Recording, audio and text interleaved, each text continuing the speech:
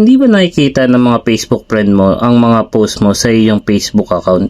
Yan ang problema ni Boss Rogie Bamboa. Ang comment niya sa akin, "Good morning Boss Dens, isa po ako sa mga tagahanga at followers mo. Gusto ko lang po sana itanong at malaman kung bakit hindi lumalabas at hindi nakikita sa account ng mga kaibigan ko ang mga ina-upload ko na video o kahit anumang post ko. Bakit hindi po lumalabas sa kanilang timeline? Tinag ko naman po sila. Bakit po nagkaganon?" So, ang problema ni boss ay hindi lumalabas yung mga post niya sa kanyang mga Facebook friends. Kahit anumang post niya ay hindi talaga nakikita ng kanyang mga Facebook friends kahit pa nakatag ito.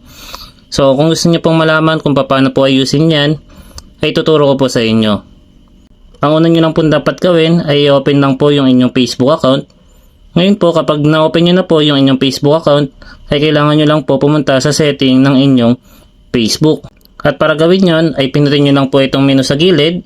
At pagkatapos, kapag nasa menu ka na, ay mag-scroll up ka lang. At sa baba niyan, pinutin nyo lang po yung settings and privacy. At sa ibaba po niyan ay lalabas po yung setting. Pinutin nyo din po yan para mapunta po kayo sa setting ng inyong Facebook account.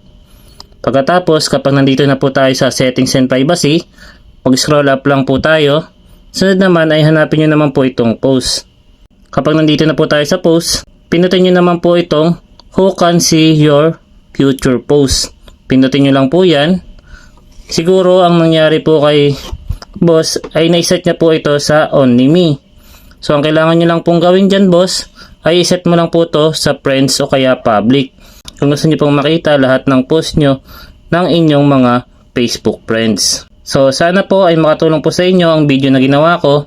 At kung nagustuhan nyo naman ang video na ito ay isang thumbs up lang at thank you comment ay masaya na ako. Maraming salamat mga boss.